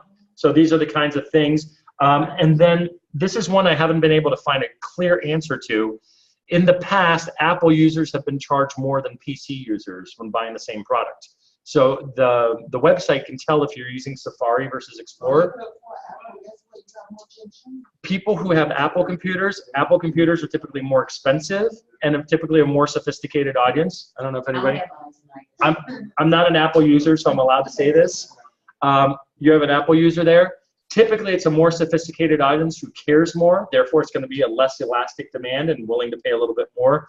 There have been court cases on this. I'm not sure where things stand, but just for you to think about in terms of this So unicorn. based on their browser. Yeah, this unicorn really that was perfect price discrimination, because you could have an interview process, right? You could talk to people when they come in and ask about their income and ask about their preferences. That's really complicated. But with the internet, there's all sorts of ways that they can segment things out for you. Allegedly, all this is alleged, but stuff for you to think about. It's the truth. What's that, Jay? I said it's the Okay, probably the truth. If you look at airline tickets and you search again 10 minutes later and you haven't cleared the cookies, the price is going to go up slightly because they know you're going to get frustrated at some point. That's presumably what it is. I've heard this, and I'm really bad about this, about going incognito, about erasing the cookies. But I'll do a lot of research for my travels, and I'll spend half an hour, then I'll come back. I haven't seen the prices go up, except sometimes they'll say one left at this price, and then I'm not sure. I'm not sure I believe that. You know what? You're exactly right. What I do is when I'm looking for airline tickets and I find one, I leave that window up. Mm-hmm. I look in other windows. Okay. And then, but you're exactly correct. So I have to close that window and right back to saying, I'm like, wait a minute, I just saw this for $2.99.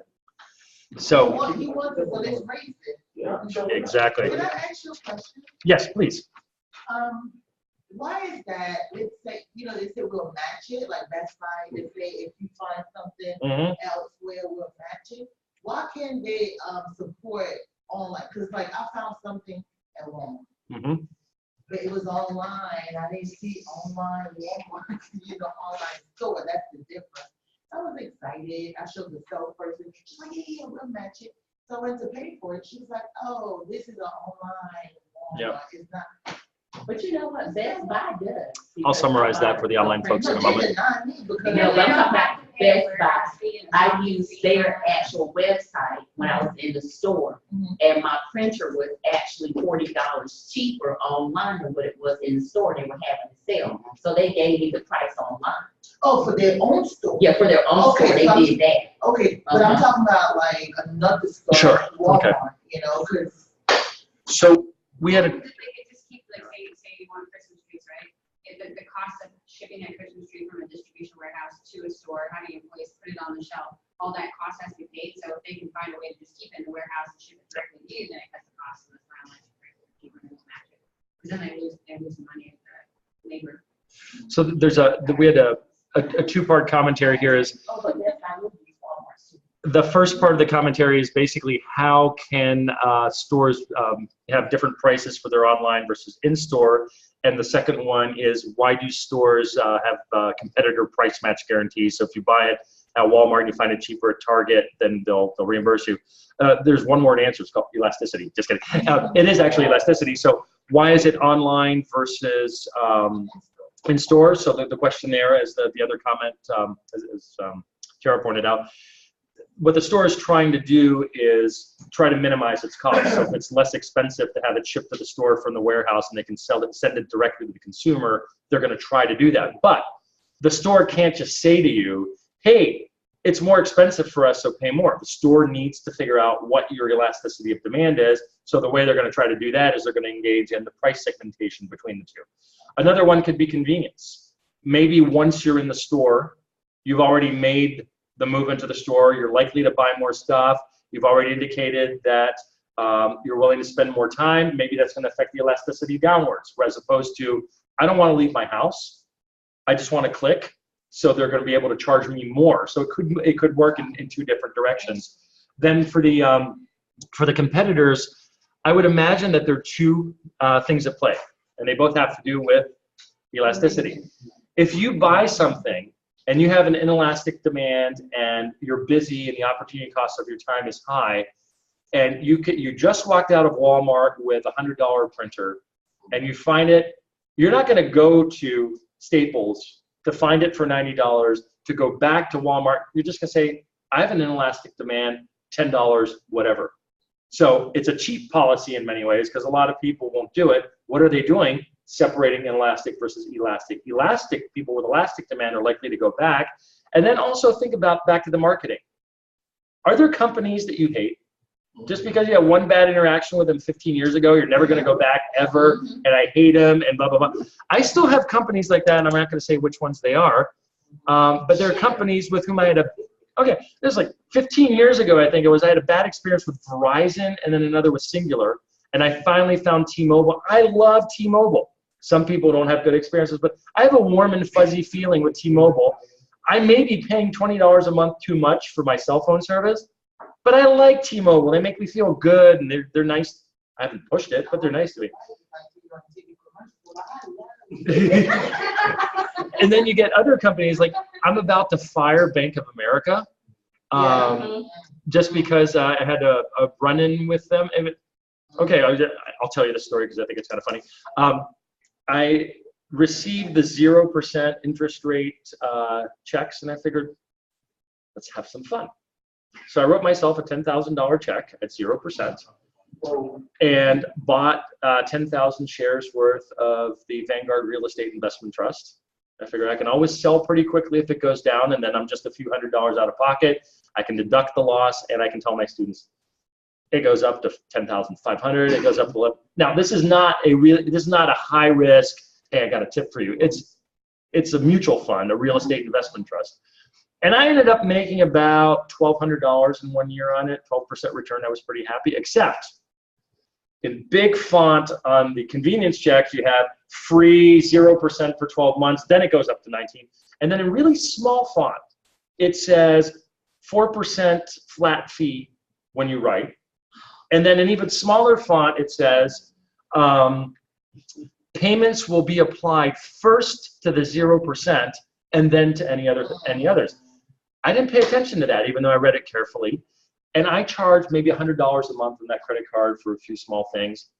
Now, I've told you before, I always pay my credit card balances off. And then I noticed that there's an interest fee.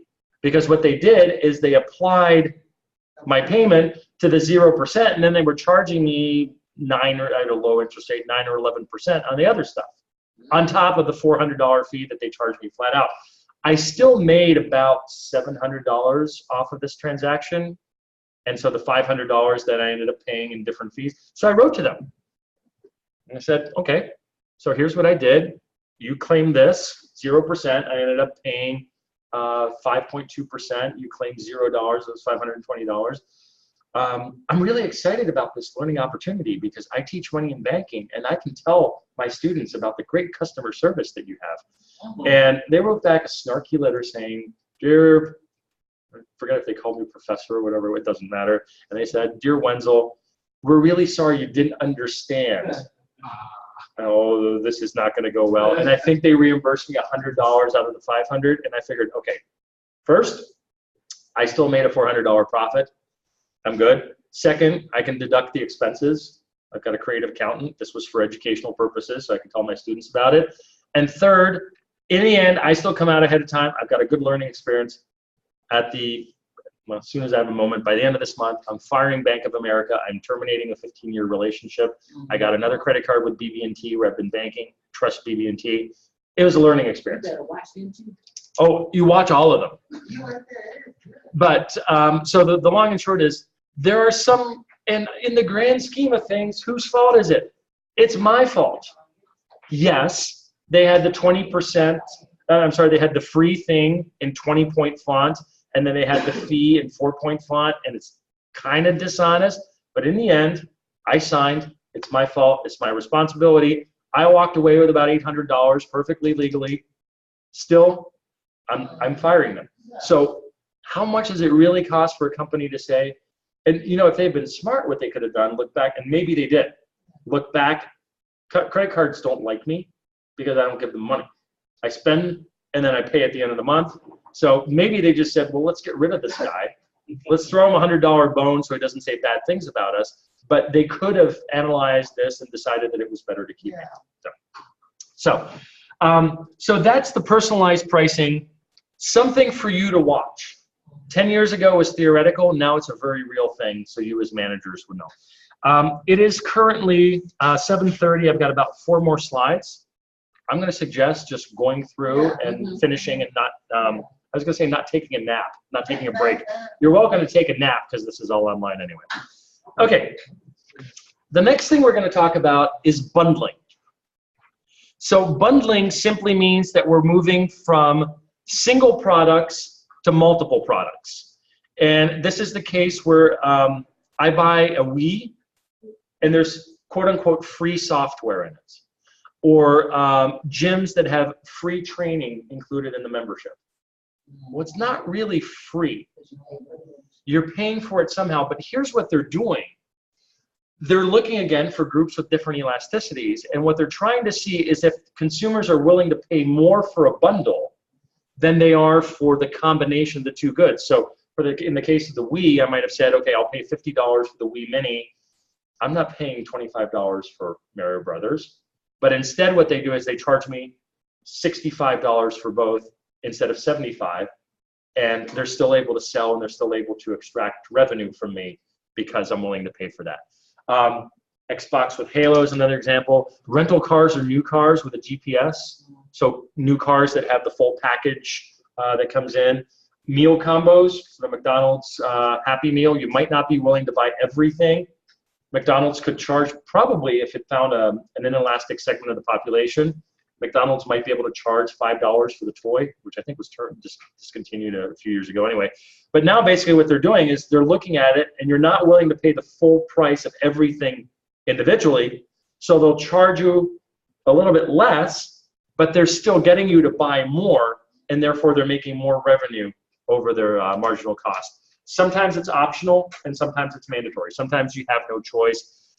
There have been some legal cases about this. So for example, Microsoft got in trouble about 10, 15 years ago in an antitrust case when it was forcing consumers to buy Microsoft Internet Explorer with a Microsoft, with a Microsoft software package. And the regulators were saying that that was not fair, that Microsoft should leave the choice. Sometimes it's just optional, and you can get people to buy more if you give them a combination pack. So this brings us to an example of bundling. There are examples in the textbook also, but I had ink cartridges on the mind because I just bought, I think I just spent $90 on ink. But it's a Hewlett-Packard printer. This ink will probably last me 6 to 12 months. It's a business expense. Pardon me? You missed a good thing. A good HP sale. has this ink replacement program. Great. I have that. And Yeah. it's like $4 and something Okay. a month for 100. So And they send me the cartridges. Yeah. I had to go to the store and they send me the cartridges. So we have a wonderful example here They of check how much I'm spending. elasticity of demand. I just spent $90 on Hewlett-Packard printers. I saved money over buying the individual ones, but I lost money compared to the program. But here's a point of my inelasticity of demand. When does the toner run out of cartridge? It's never at 10 o'clock on a Saturday morning when I'm leisurely reading. It's always at 2 o'clock in the morning the night before a big presentation. At that point, I'm grumpy. I need to get up at 7 o'clock the next day. My printer is freezing because I can't do this. I'm going to sleep 5 hours, go to Staples, and I get a thing that pops up and says, for just 12 clicks, you will get, I'm not signing up for that. I hate you, go away. And then I get up in the morning, inelasticity of demand. So I need to be a better planner. In other words, what I need to do is make my demand more elastic. Now, I'm giving you all these examples of my inelastic. I don't have inelastic demand for everything, but I'm giving you these examples just to show you the kinds of things. There are some things where opportunity cost of my time. I'm going to pay another $12 to make a problem go away because I can earn more money than that selling my consulting services, or not consulting services, but preparing a guest lecture or whatever the case may be. However, in higher quantities, it might be worth it. So in this example, simply, if you look at this, there's a maximum price that each group's willing to pay for ink cartridges. A home user might be willing to pay $40 for black ink cartridges and only $30 for color, and a professional who's not going to do as many fancy things and colorful things for the kids, etc., $60 and $20. If Staples wants to sell to both consumers, it has to sell the black for $40, otherwise the professionals won't buy it, and the color for $20, otherwise the home users won't buy it, so it gets $60 per consumer. Bundle the two together, you can sell the whole thing for $70, which is, yes, it's less than $80, but you weren't going to sell it for $80 anyway. You've now gotten $10 more worth of consumer surplus out of the consumers because you're bundling the two together and forcing them to buy the two together. So we're going to close now with some concerns.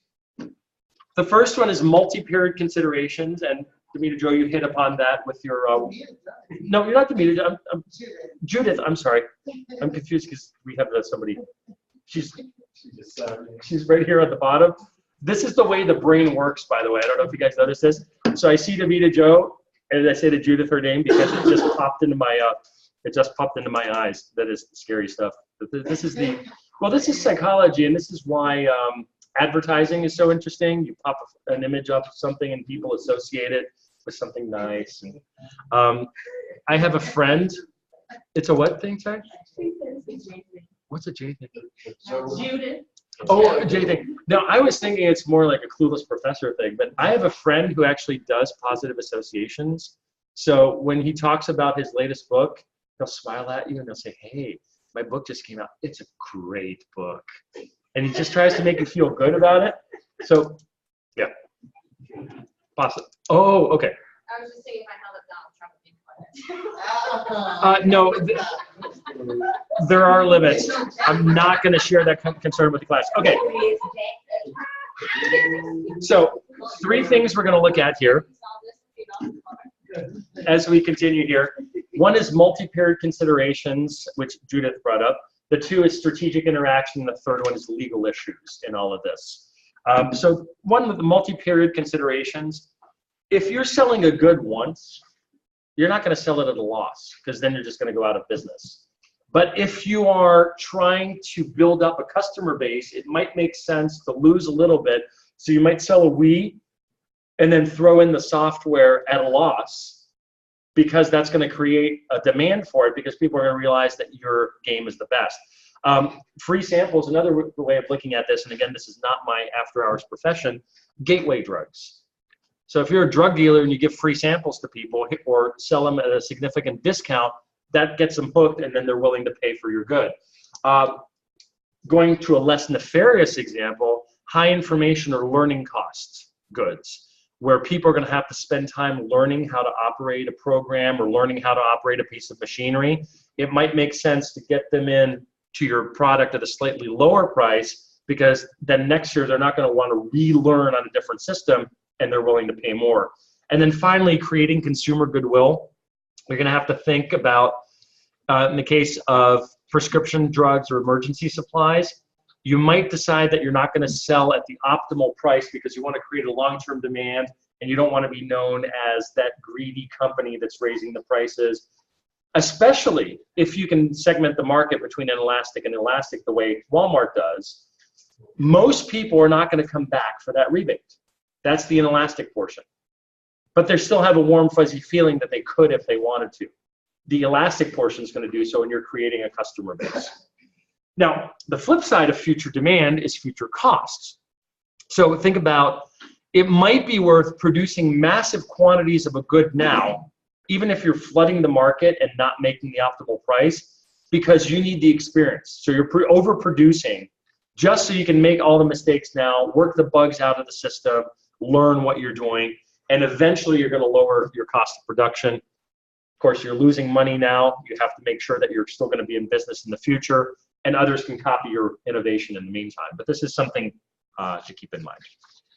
And then the final one here is we're going to talk about more, but I wanted to bring it up.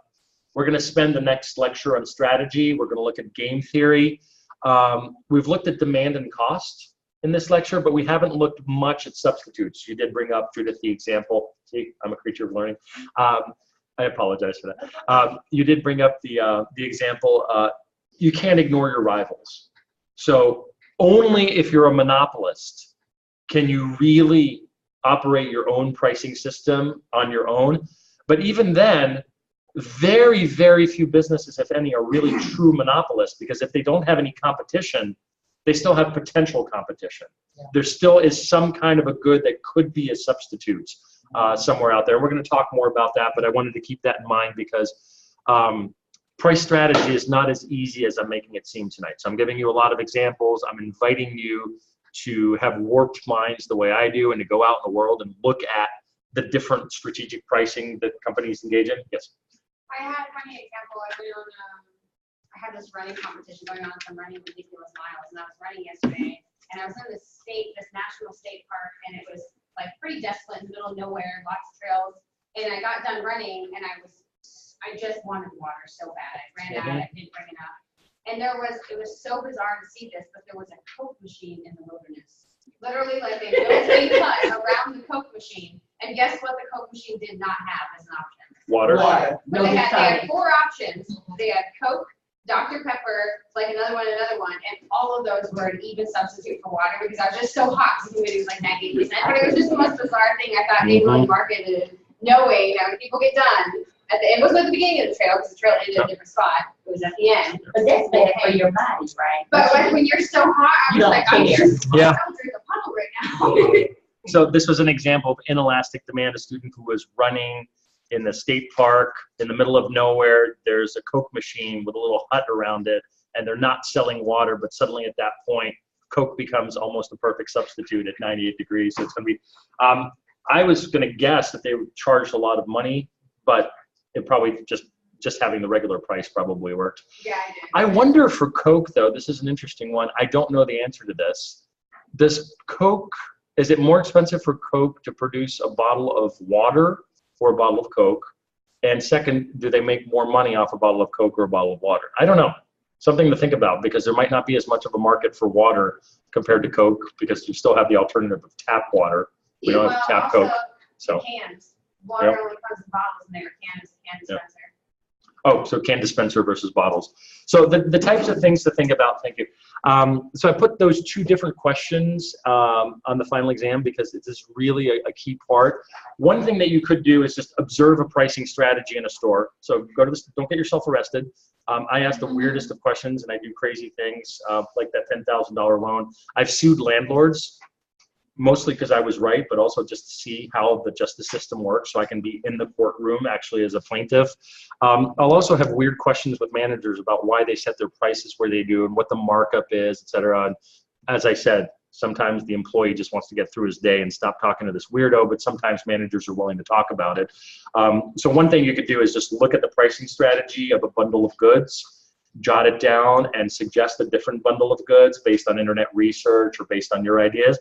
The second thing that you could do, and this would be more, maybe a little more work, but more fun and probably more useful for you in the long run. So you need to decide if your demand for learning now is elastic or inelastic. You could interview the manager of a restaurant or a store and ask about the pricing policy, ask about, now, that person is probably going to be practicing price discrimination without knowing what bundling is, without knowing what product differentiation, et cetera, is. But you can ask questions and think, so how do you determine where to set the price for the children's menu? How do you determine with the early bird special, how do you determine the markups on your bottles of wine and why do you sell this one by the glass?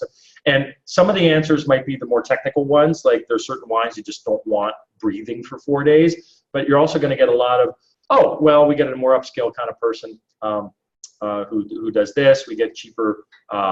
So something to keep in mind. Pardon me? Yeah, it could be more intuitive and it could be strictly economic or more technical.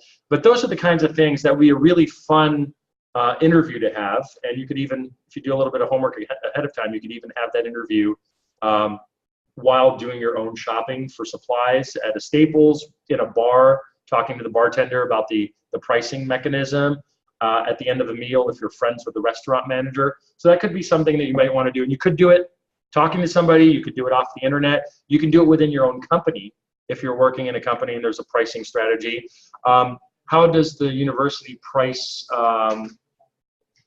gated? Okay, so I was going to ask about Go ahead. gated parking versus regular parking. Oh, how do they do that? Yeah. Board of trustees said so. Okay, but I wonder if the Board of Trustees hired an economist, and if not, they really should. Well, Jonathan McDowell is actually, well, he was. Oh, he's on the board. Okay, so there's an economist on the Board of Trustees. And he's very thorough. So I'm curious as to that, and I always look at that and figure out what's the cheap. I almost didn't buy parking because I figured I live a mile and a half away. Probably. You live in Haywood, right? I live a mile and a half from campus, and I thought it might make sense for me simply to walk to campus. I'll take an Uber home after classes. The $10 a week of Uber is going to amount to $300. That's more expensive than the parking, so I'm going to get my parking spot. Now, of course, I'm not looking at the mileage, but for a mile and a half, it doesn't matter. But yeah. Okay. Yeah. Oh, so you have both? Yeah. Okay. So then the other question is there a bundling, is there a pricing strategy in place? Do you pay the same price for both, or do they charge you slightly less for the second? It's the same? Okay. That's a luxury. It's Yeah. a choice. I mean, Yeah. you say, But Look, she only takes one spot. you only She take one loves her spot. Okay. motorcycle. So what they're doing in that case is they're also forcing people to buy the two because they're in a position, Yeah. the university's a monopolist. The university's a monopolist, so they can force people to buy two. Yeah.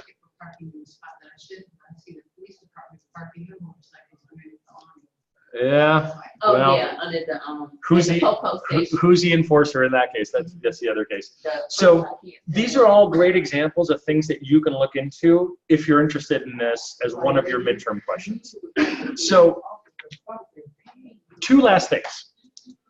Legal issues, of course. A lot of states and sometimes the US have laws that prohibit differential pricing. You're only allowed to charge a different price if you can show a cost difference. So if you show that you're in a higher rent area, or if you show that you're offering more services, you can do that. There's a question that I'll take it after the after legal issues. Some states, of course, have their price control laws in place, and many states ban bundling. But then if one of the strategies doesn't work, you can look into another one of the strategies. So let's see, we have, what if you're the person who does the pricing? Yeah, so there's a question here. What if you're the person who does the pricing? Again, know your audience. So I'm being slightly joking about this, but very seriously, what is the elasticity? Even if you're a price searcher, you're still facing a downward sloping demand curve. You can't set any price you want. You have to know what the demand curve is, and you have to be able to differentiate among them. So I want to conclude. One of them is, I'm a monopolist in a sense. I've got a captive audience, so I'm going to indulge in sharing two cool things that I found. 1/3 of gift cards in the US go unused every year.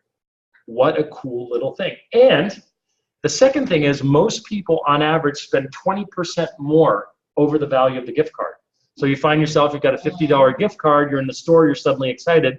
What a smart pricing strategy. So back to the coupon, it's a little bit related to the coupons. Gift cards are neat. I would just go ahead and give cash. If I'm going to make a gift to my nieces, for example, of course, now they're at the age where a $3 gift would make them happy for hours. I take them to the grocery store and buy them a cookie. They're 7 and 9. They're really easy to please. But I would just give cash over a gift card. So if I have a student who just graduated, I'll typically give cash as a present instead of a gift card, because they're economic students. They know that I know, and I know that they know that these are students with my research assistants, et cetera. Not all my students, sorry. I graduated in May. I give knowledge to my students. This is only for the students who work for me, or if they've been a research assistant or helpful on a project, or we wrote a paper together. But so this is a neat strategy. They charge interest to you sometimes. Well, Or a you fee if you haven't used it within a you can charge a fee also. So there's a variety of things you can do. What are you doing? You're segmenting the elastic versus the inelastic portion, but you're also bringing people into your store. Okay, so here's a little puzzle for you. The average credit card, Visa and MasterCard, charges 2% of a transaction fee. American Express charges 3%, which is why you see a lot of stores don't accept American Express. But a lot of stores do. Why would a store accept a 3% charge rather than a 2% charge? And you can guess there's one word involved. Elasticity. And why is that? Exactly. Not only that, Yep. but most of the time you have to pay that American Express off within 30 days Oh. unless you have another card. that they Exactly. have. American Express is going to Some of hit their you cards very have hard. that Yep. invitation only to Mhm. have that particular card, i.e. the black And card. Yep. the fee. And American Express is going to hit you hard with fees, but American Express users, as I have up here, on average charge 53% of their personal expenses rather than 34%. They're also going to tend to pay off the card every month because the fee's higher, but also because they tend to have 60% higher income. I could not find the statistic, but I think on average, people who spend with an American Express tend to purchase 20% more in value than with Visa and MasterCard. So the merchants will know this, and they're thinking to themselves, I'll eat the 3% because here's another example, I'm going to have a slightly higher cost to myself, but I'm also going to be able, so the price is slightly off, but I'm going to be able to compensate myself for the fact that I'm selling so much more. And in some cases, businesses will simply charge that convenience fee, as we talked about.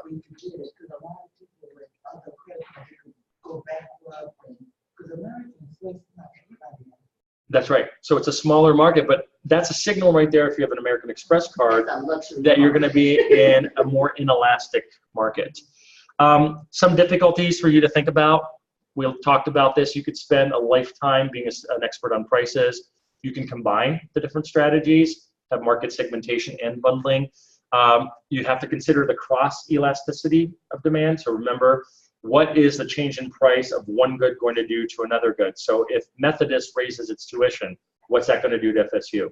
If FSU is charging more for the online program, what is that going to do compared to other online programs?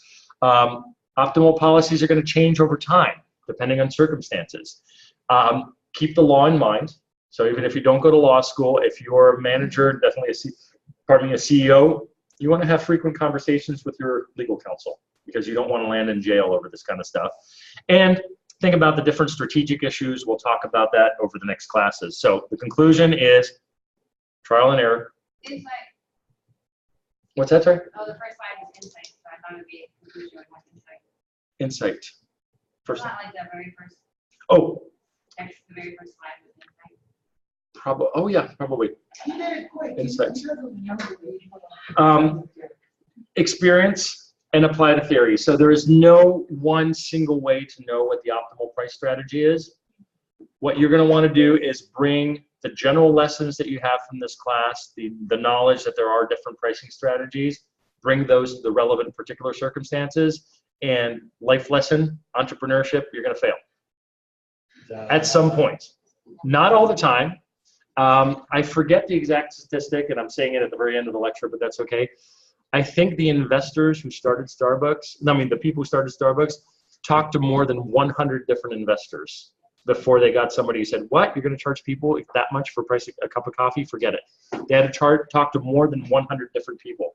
Keep that in mind the next time you're rejected from a job or a graduate program. I have papers that are rejected 4 or 5 times. I just send them to another journal. It's okay. Keep trying. So with entrepreneurship, same thing. You're going to start a business, possibly. People in this room, people listening online, you will likely start a business that will fail. So you start another one, and you try again.